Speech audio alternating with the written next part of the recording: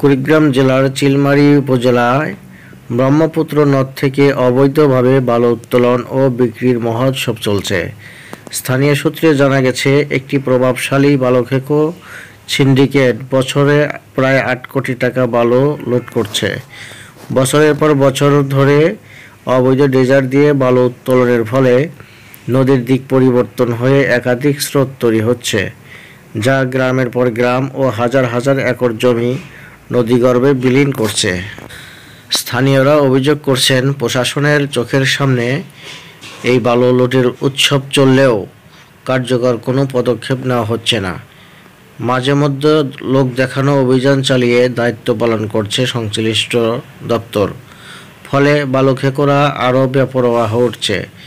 বিভিন্ন সময়ে ক্ষমতাসীন রাজনৈতিক দলের নাম ভাঙিয়ে এই ব্যবসা চালানো হচ্ছে বলে অভিযোগ উঠেছে। ফকিরেরহাট এলাকার মজনু বলেন, নদী ভাঙ্গন রোধের ব্লক দিয়ে বালুখেকোরা নিজেদের রাস্তা বানাচ্ছে। 999-এ ফোন করে ও থানায় জানালেও কোনো কাজ হয়নি এবং ব্যবসায়ীদের হুমকির কারণে আমরা আতঙ্কে আছি।